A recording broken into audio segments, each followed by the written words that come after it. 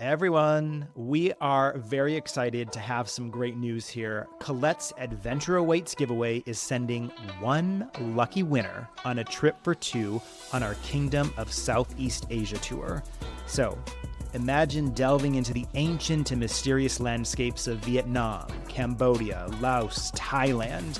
From cruising the serene waters of Halong Bay to exploring the majestic Angkor Wat Temple and savoring local cuisine, this is an adventure you don't want to miss. So enter now for your chance to experience the rich culture and history of Southeast Asia. The link to enter is in the show notes. Terms and conditions apply, so check out our website for a full list of terms, conditions, and rules. Your adventure awaits with Collette.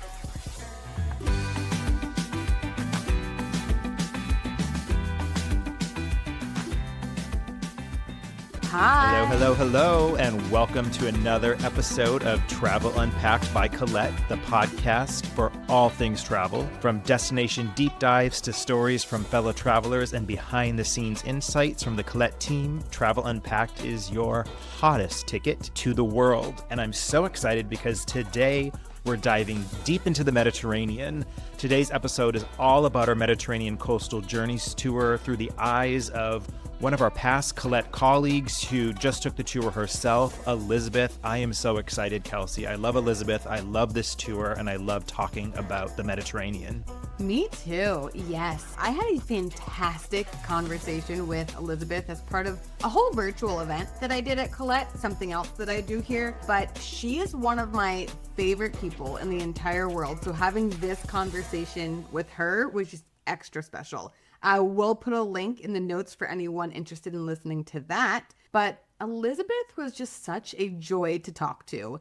And this tour is a joy to talk about. So I can't wait to share some of it with you. But before we do, how are you doing, Josh? I've heard you've been gallivanting around the world this last few weeks. I know, it's been crazy. I have not been in the office to sit still for more than a couple of days. I was in Costa Rica, then I came back, and then I left and I went to Ireland, Northern Ireland, Italy. I'm back now, but I leave again on Sunday for Greece. So I have been everywhere. The passport has been getting stamped, and I'm just picking up all kinds of wonderful insight and information to share on future podcasts. So out of all of those places that you've just been to in the last couple of months, which one was your favorite? That's so hard. I mean, I have been to Ireland and Italy before, but I had never been to Northern Ireland. And going to Belfast was fantastic. What I loved about it is there was just so many art murals on the wall. It just felt like such a peaceful, great little city, walkable. And we went to the Titanic Museum. So that was fantastic. And then you fall in love with Tuscany. I mean, you can never get enough of Tuscany. We stayed in a villa, and just waking up, if you would have seen the view from my bedroom, was phenomenal. It was just the Tuscan hills, the countryside for miles and miles, and it was the best feeling. So those are two of my favorite portions of that trip. And then, of course, Costa Rica. You just can't get enough of Costa Rica and the lush tropical rainforest, and it was just so much fun to be there. I love how whenever you ask any travel enthusiast what their one favorite thing is, it always ends up being at least three favorite things. Belfast sounds cool, though. I know there's definitely a bit of a culture shift when you go just from Ireland up to Northern Ireland. And you had mentioned it, right, with the nail on the head of how artsy it is. A lot of art. There's so many art murals. That was one of my favorite parts, was just seeing all the different art and the interpretations of things that happened in Northern Ireland through the artists on the walls. I love that. And what was the best thing you ate? Well, definitely in Ireland, I had Guinness stew. It was brown bread, Guinness stew. It was so rich, creamy. The meat was so tender, and I cannot wait because I'm going back again in August. So I'm definitely going to bring my mom there, and we're going to have that. It's always about the food for me, y'all know. It's always about the food. But I heard that you just came back from, was it Montana, the gift you had given your husband for Christmas? Yeah.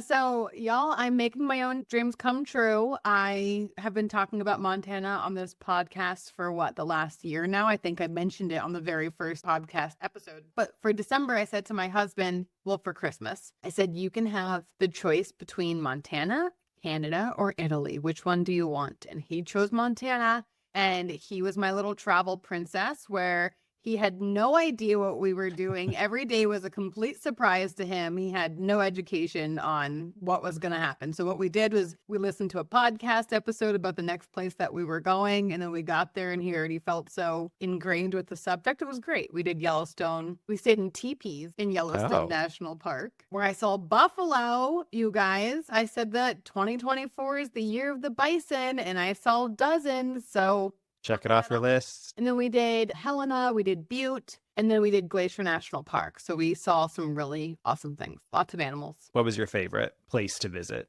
It's not a place, but it's the sky. You know, they call Montana big sky country. And They it's do. true. It's really bigger out there. And I can't explain it. It sounds so funny. The sky is bigger and bluer out there than anywhere else I've been in the world. It's definitely on my list. That's one area. I've done about 40 some states, but that portion of the United States I still need to get to. So my goal is to just go out there for 2 weeks, rent a car, and just drive around. Yeah, we did. So like I said, Yellowstone up to Glacier National Park. And that was about 1,000 miles of driving. And we did it in 6 days. Wow. That's fantastic. I love that. And unfortunately, Nicole is not with us today, but there's a good reason for that. Kelsey, you want to let our listeners know where she is? Well, Nicole is making her dreams come true too, because she has also talked about this place nonstop for the last year. I think she said she's talked about it for the last 30 years and has never gotten to get there.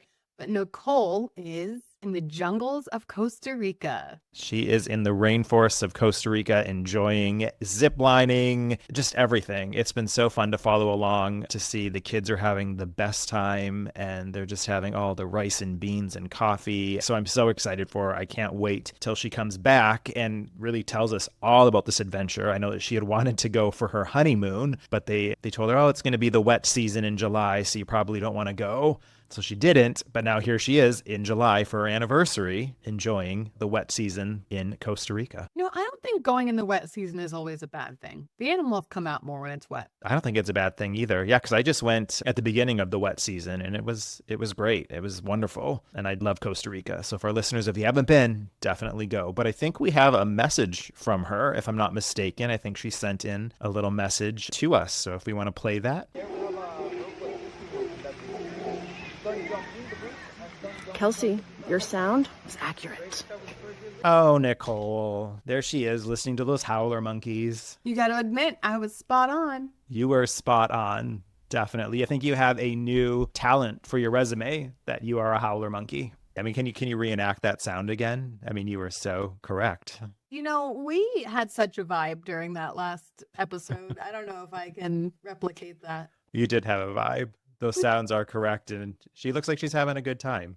And good time with howler monkeys. They are frightening. Like to hear that sound. They are, definitely. Nicole, we miss you. But we're so glad that you finally got to Costa Rica. What are you going to obsess over next? Well, now that we've talked about Italy, we've talked about Ireland, Montana, Costa Rica, let's dive into the Mediterranean. And I am so excited for this tour. I've actually been on portions of this tour. We went out there and kind of filmed some things this past October. So I did have the opportunity to visit Barcelona, Costa Brava, so those little areas. So I love it. Kelsey, are you reading up on this? Do you know about the Mediterranean coastal journey? So the conversation that I had with Elizabeth was for the Mediterranean coastal journey. And then I interviewed her and I got to live vicariously through her, because on this tour, the only place that I have been is Barcelona. In the Mediterranean in general, the only place I have been is Sicily. So I get the feelings, but I have not been to any of these places myself. It's so great. And it's one of our newest small group explorations tours. So again, Mediterranean coastal journeys. If you haven't had the opportunity to look into that, we'll put that link in the notes for you. But I believe it's a 16-day tour. So it really does encompass the Mediterranean, and you are there enjoying everything from Spain to France to Italy. You're really getting a taste of the Mediterranean and all those different regions. And they're all different, right? They're all just such vibrant places to be, to stay, to enjoy. And I'm really excited to hear your conversation with Elizabeth, because I know that, when I had gone, she was really excited to kind of pick my brain a little bit about some of the areas. So I'm excited to hear what she thought of them and what she really dived in and connected with. Yes, she had the best time, and I was so happy she took time to sit down and chat with me about her experience. She's a very seasoned traveler. She knows her way around a guided tour, so I was really keen to hear what she thought of this one. So, without further ado, here's my conversation, or clip rather, with Elizabeth Simmons from Collette. How was your trip, Elizabeth? What was your favorite part? The trip was fantastic, and I first thought we were covering so much area that I thought it was a lot, but it didn't seem like that at all. It didn't, and the thing that I loved about it is you got excited about one area, and then you think, "This is fantastic. This is the best. This is great." And then you move to another area, you follow the Mediterranean coastline across, and then you come to a new area, and you think, "Oh my gosh, this is even better. I didn't think it could get any better," and it's better. And then you move into it, we'd go from Spain into France, and it would absolutely get better, but it would also change and be different. So what was interesting to me about it is the common part about it was that it was all Mediterranean, so it was a Mediterranean lifestyle. It was the food was very Mediterranean, the fish, the fresh produce, it was very clean, fresh eating. But then when you got into each country, so there was the common things about it, but also you saw how things changed. So the culture changed, of course, the language changed, and but every day it seemed like it was better than the next day because it was something completely different. Oh, I love that. She hit it the nail on the head. Like it's the same in terms of the Mediterranean, but different in culture, different in language.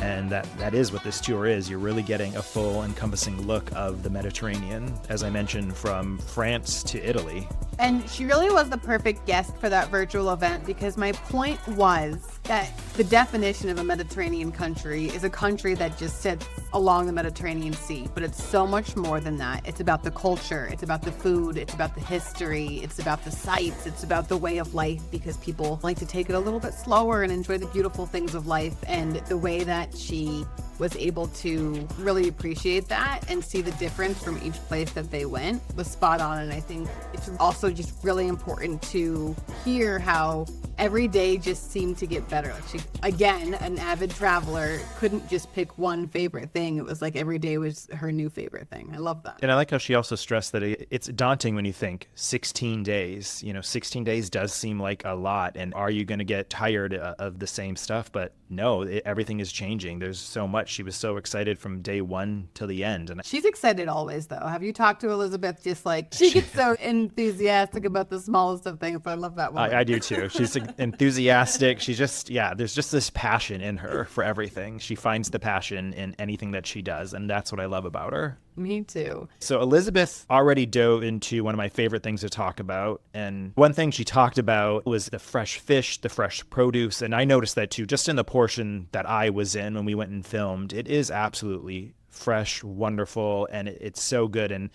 really, that's one of the things we love to talk about here. I know every episode, I feel like we talk about it because we're always doing our episodes around lunchtime too, and we get really, really hungry. So we talk about food. And when you think of the Mediterranean, it really is a foodie's heaven, which is why I'm so excited to head down to Greece too. The Mediterranean food is world renowned and for good reason too. It is, right? And it's because of their diet, it's a blue zone, which means there's more centenarians that live in that area than anywhere else in the world, or there's a high number of countries that have a lot of centenarians. And it goes back to their diet. So it's those olive oils, it's the wine, it's the fish, it's all those healthy fats. We love it. And Elizabeth talked about the food a lot as well. She actually may or may not have eaten her weight in pastries, which is something I would 100% do myself. Let's hear what she has to say about this. What aspect of the Mediterranean culture did you find most unique and different from each country? I think you find it in the food, but in all of those countries, food is so much a part of the culture, and food is so much part of the way of life because everything revolves around the food. And for instance, in Spain, it was the paella and the tapas. And it was an event to eat. Mm-hmm. It was something that it's something that they're known for. So that's why it becomes a part of their culture because they're so proud of their tapas. They're proud of the paella. They're proud of how they make it, the recipes. And so it was, you felt like you were getting into the culture by eating their food, if that makes sense. Makes And then you perfect go sense. into France and you're eating the crepes and you're eating the pastries and there's so many things added, and you can't be in France without eating croissants every morning, multiple. My favorite were the pistachio croissants that were unbelievable. By 9 o'clock, I'd eaten 5 pastries. And then, of course, you go into Italy and you've got pizza and you've got pasta and you've got all up there too. One of the highlights to me was when we were in Genoa. They're known there for the focaccia bread, and I'd never thought that much about that in Italy, but they take a lot of pride in it. And we do go to a restaurant where they make it right in front of you. They come out, they have this big, it looks like a pizza, and they make the focaccia bread right in front of you, and then we eat it as an appetizer before we have our meal. Fantastic, unbelievable. It was a Michelin restaurant. I love Mediterranean food because everything is so fresh and you feel so healthy while you're eating it. Maybe not. Yes, there's a lot of healthy food if you didn't chase it with the not healthy food that's available as well. And you know what I find interesting about the Mediterranean as well is the way they incorporate their drinks into each meal. So like you have your aperitivo in Italy. So like, it's opening up your taste buds. And then after you have a digestive or you have an espresso. So it's incorporated. Absolutely, it's all part of the experience with Yeah. your meal. Meal is eating meals, it's a way of life, and that's why when you go at a restaurant, it's a 3-hour event. Hmm. Yeah. And it's like that for the locals too. They take siestas, they take their lunch, they go home and they spend their meals with their family. So Mhm, it's a part of the culture, it's a lifestyle. absolutely. Just to piggyback off of what Josh said before the clip, we've asked a number of times not to do these recordings before lunch because I'm officially starving now. I am too. My stomach is rumbling when she was talking about the pastries and the croissants. I mean, it's true. You could have so many croissants every single morning and not get sick of them because they're so buttery and flaky, and I love it.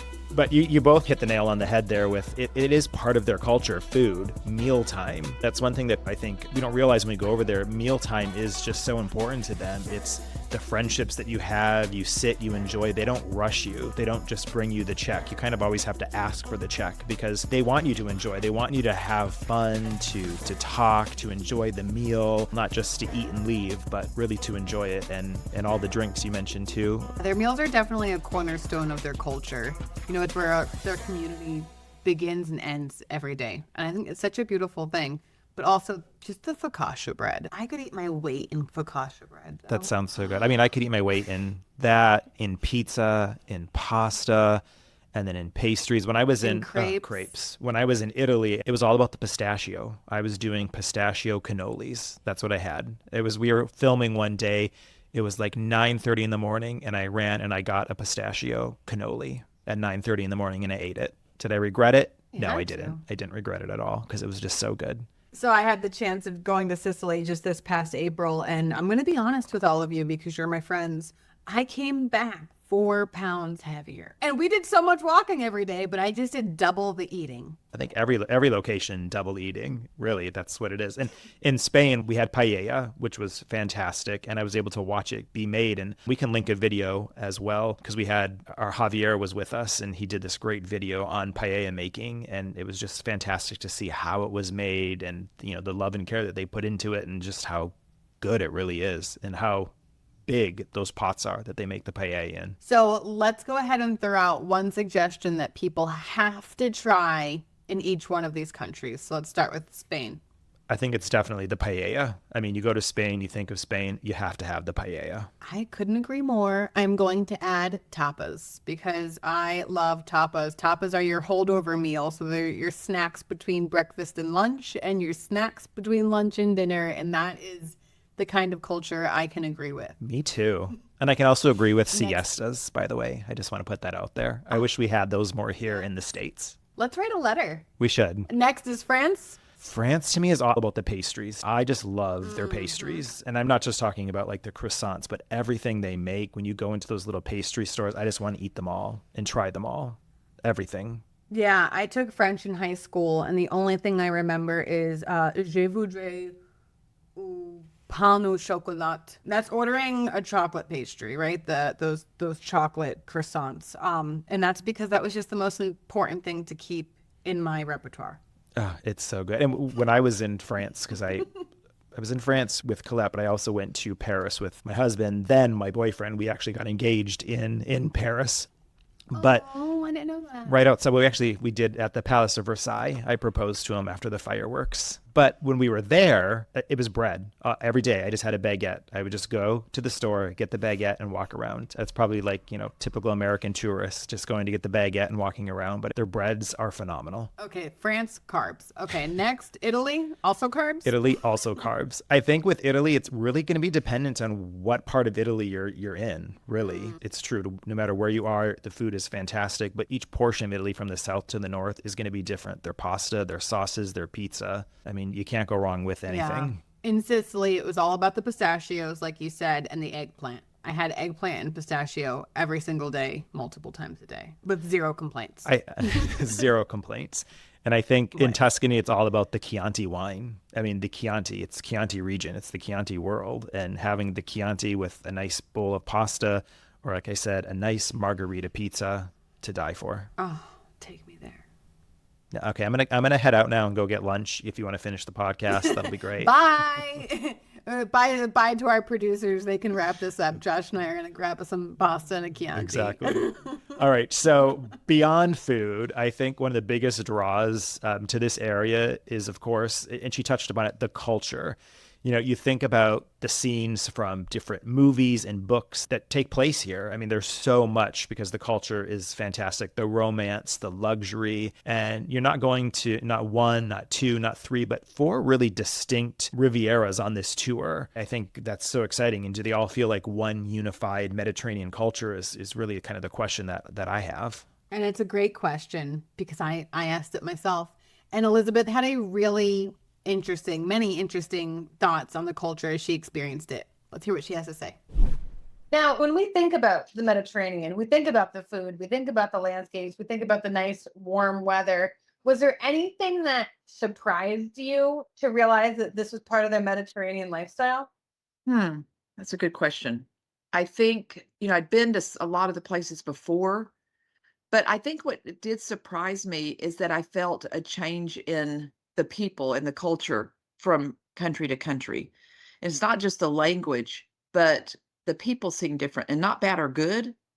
They were just very different. In Spain, you're very kind of stoic, and they're very proud, and they're very, it's a different feeling. And then you go to the France, and especially at the French Riviera, it seemed like a little just laid back, and we're on the beach, and then you get to Italy and everything's very expressive, and how they talk and how they get excited and they use their hands. And so you really did see a difference.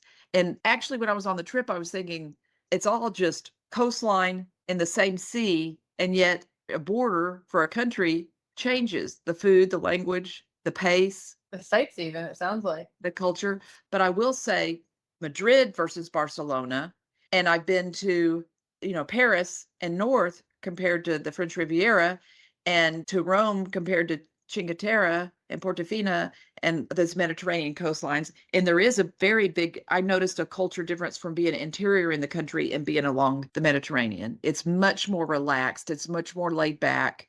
I think the people I think they're getting sunny weather, and they seem very happy and content. It feels like coming home almost, right? That they're so welcoming. Yes. Feel at one with them, even if you're not from there.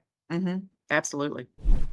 So that really is like so many different cultures and personalities and ways of life. And I think the way that the designers have weaved this tour together with the pacing, especially with like you said, it was such a long 16 days, but making it feel like it's telling a story almost throughout the entire thing. I think it's so magical. Josh, you've done a couple of these things, right? Yeah, and to piggyback off of what you just said, it really is magical, and it's so different, as Elizabeth mentioned, when you are in Spain and you cross over this, imaginary border, and the culture is so different, the food, the language, the way they speak, and you really notice it, and you notice just the differences within each of these places. I mean, when you're in Spain and you're in Barcelona, you are inspired by the La Sagrada Familia. You get to see Gaudi's final masterpiece. And then when you are in France, you're truffle hunting. You are enjoying the charming streets of Provence. And then in Italy, you're enjoying the colorful cliffside villages of Cinque Terre and the local train ride. It's so distinct in each place, and the culture is so different in each place. And that's what I love about this tour. And as you mentioned, what our designers do, because they think of that. They want to bring that to life by getting a chance to do some of this. And I love that. You just mentioned the truffle hunting. I haven't done it, but I'm obsessed with this concept. Please expand on it. I've been lucky enough now to do truffle hunting twice, just this past time in Italy. And then when I went on Mediterranean coastal journey, a portion of that tour, we actually had, because there's two ways to do the truffle huntings. There are the dogs and then there are the pigs. And we were lucky enough in France, we got to see Ricky the pig. His name was Ricky. He was this big, big pig, and it was so wonderful.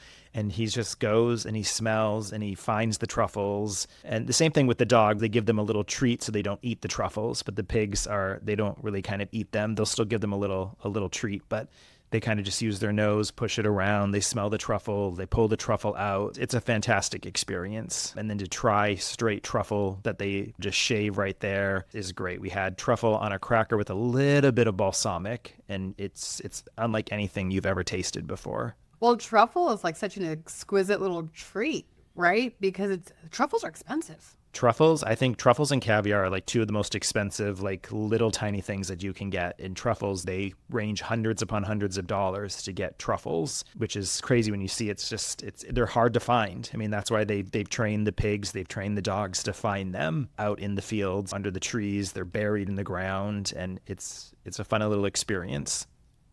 And on this tour, you get to go on the hike with the dog on this tour, right? Yep. Yeah, you get to go. And if you want to meet Ricky, that's another one of our tours. It's a France tour, right? Which one is that? Well, France is on Mediterranean. Ricky might be there. It just depends on the day. So the dog or the pig. When I was just in Italy, that one is just the dogs themselves. And they're just so fun to go, and they just see them do their work because they're so proudful to find the truffle. They get excited. That's what they're trained to do. I get excited too. Can we make sure we post the video of Ricky the pig? I love that video. It makes me cry every time. It is. It's so beautiful. They did such a great job. So we'll definitely post that video. And just the fact that his name is Ricky, it's just so cute. And his handler is just this cute little old man and just walks around with the pig, and they find the truffles. And it's after you do that truffle hunt along with cheese tasting as well. So you get to go and you get to try all different types of goat cheese. And the way they make the goat cheese, you try them all. It's a full experience on Mediterranean coastal journey. And back to food, because I'm still hungry. I know that there is a focaccia demonstration here, and I think Elizabeth talks about it in a couple clips I'm going to show you here in a second. But you get an actual focaccia demonstration, so you can go home and try to make it yourself. I would love that. I think you should make us some. I will. I'll try my hand at it. Okay, so we've gotten food. We've got culture. What else did you talk to Elizabeth about?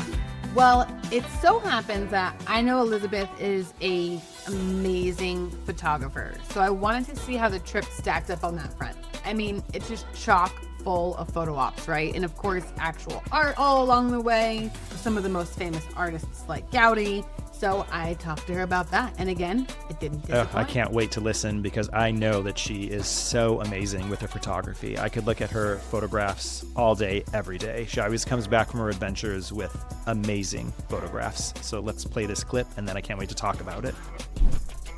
Now, I know that you're an amazing photographer. I love looking at your pictures. I love following you when you travel. Tell me about the scenery. I think this tour specifically is all along the coastline. So the Mediterranean climate, always being on the water, like how did that really enhance, or how did that inspire your photography on this trip? Well, anytime you are looking at the water throughout the tour, you're looking at a part of the Mediterranean. So you're looking at sunrises, you're looking at sunsets, and there's nothing like it. So I loved getting up in the morning and being there for sunrise every time, or sunset. And, at one part of the trip, you're seeing the sunrises are the pretty part. Once you get around to Italy, it's the sunset. So it depends on which part of the Mediterranean you're on, or you see both in France.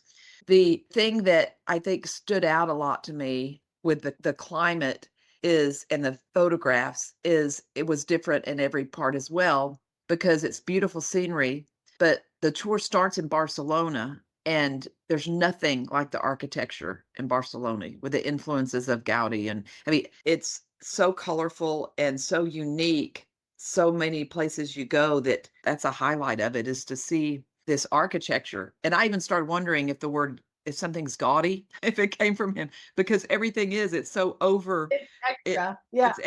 It's extra, it's exaggerated, but so interesting. And the Batlow House and the Palace de Musica And it's like the and the Sagrada Familia, Park right? Gel. I mean, everything has that influence around it. So that's what I think is so amazing about Barcelona. But then you go up north to the Costa Brava area, and so many people haven't been to that area. And Mhm. the scenery and the little towns where you stop, and we go to the Dolly Museum, very unique and different again. And this is, I think, more than any other tour, the architecture, the scenery, the water, the sunsets, it has everything that you would want as far as photography. She is so correct. The sunrise that I had when I was staying in Costa Brava was one of the best sunrises ever. And just even the sunsets. I'm going to share a picture with you because you're going to see that the location that we are in, the hotel that we're in, is right on the beach. You can walk out of your hotel and you walk right onto the beach, and the waves, it's phenomenal. And she's so right. Everywhere you go is so different in the culture and the architecture, but those sunrises and sunsets, same thing when I was in Tuscany, which is at the end of this tour as well. The sunsets are phenomenal. The golden hour, the different hues of the sky, it's something you'll always remember. I saw one of those little questions on Facebook the other day that said, what feels expensive but is actually free? And for me, it's sunrises and sunsets, because it's one of those things that just like, it makes you stop, it makes you take a deep breath, it makes you just realize how beautiful the world is, even if you've had a hectic day. So catch a sunset all around the world. All around this tour. All around this tour. That's what it should be. All around the world. Oh, Nicole, we're singing for you. Let's talk about the museums and the art galleries, because this tour has so many of them, and it really kicks off in Barcelona because as Elizabeth mentioned, you get to see Park Güell and La Sagrada Familia, which is really a church in the long run, but it's a work of art. Have you been to that, Josh? Sadly, we only had a small amount of time to do some filming. I was only able to see it from the outside. I didn't get a chance to go in. My in-laws have been in, and they say that it's absolutely phenomenal. So I need to get back to do that. But just the outside, just to look at it, as she mentioned, it's phenomenal. I mean, you can't even explain like his vision and what they were able to do and all the intricacies and what each piece means. Each section of that church, it means something, and it's presented through his art, through his architecture. And I need to go back because I want to go inside now. Yeah, it's stunning. I've had a chance to go in it. And what's so great about it is he intertwines religion and nature. And he did it in a way so that he wanted everybody to feel welcome there. So even if they weren't religious, they would still feel pleased going into this church. And all of the pillars inside when you first walk in look like these giant trees reaching up towards the sky. And then the way that the stained glass lets in the light looks like it's the light filtering through the leaves of trees. It's amazing. Like you said, every corner of this building has this intricate, delicate designs that speak to nature, and then he ties it back to his religion. And a fun little fact right now, they say that it is actually scheduled to be completed in 2026 on the 100th anniversary of the architect's death. So just think, it's been going and being built for so long, and that we are so close now. We're about 2 years out from it actually being finished. You want to put money on if it's going to be finished or not? I mean, they were really chugging along when I was there, so we'll see. It's like the interstate highways of Rhode Island. Yep. I've lived here for a decade, and I've yet to see a project be finished. They just continue on to a new project, and they just leave the other one behind. But speaking of Gaudi, you also get to go into Park Güell. So it's not on the tour, but it's something that many people do during free time. It's a little walk up of a hill, and You go into the park and it's an absolute wonderland of mosaics and tile. You feel like you're on a different plane of existence. There's all kinds of museums and all things to do. I think when you are in the Costa Brava area, you actually go to the Dolly Theater Museum and really understand that artist and the artist's legendary work inside. So there's so much to see. It's mind-boggling, the art of Salvador Dali. And then you'll continue on through some medieval villages. And there's something for everybody on this tour. Yeah, for our history buffs out there, there's one experience where you get to go into an ancient abbey, learn about the history there, and then end it with some wine. Yes, and I was there. The abbey is so beautiful. It's an absolutely gorgeous abbey. Getting a chance to walk around. We have some videos on the abbey itself, and they do produce wine now. So it's fantastic. Highly, highly, highly recommend enjoying that. And the food there at the Abbey was so fresh and so wonderful. Now, I want to talk about the impact moment here. So for those of you who are new here, all of our exploration tours have something that we call impact moments because social responsibility is very important to us. So impact moments immerse our travelers with the communities and their environments around them, where one of the experiences on tour is when we visit a social enterprise or a nonprofit, a place that is doing great in their community, doing good for their community. And we bring our tours there so that people can feel like they're giving back to the destination that they're traveling to.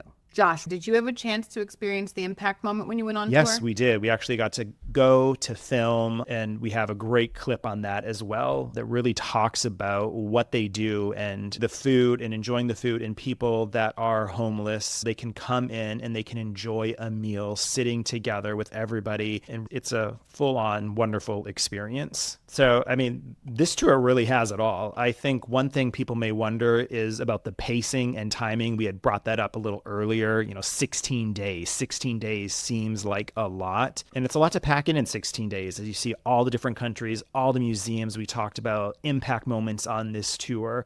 How did Elizabeth think it felt as she went? Do you think she really felt the pacing was good? I think she thought it was spot on. I did ask her about that. Let's hear what she has to say about it.